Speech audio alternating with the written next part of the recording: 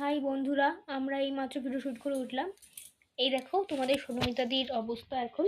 দেখো বন্ধুরা, মামের গপ্পের জন্য একটা video story type video shoot করলাম, ঠিক আছে।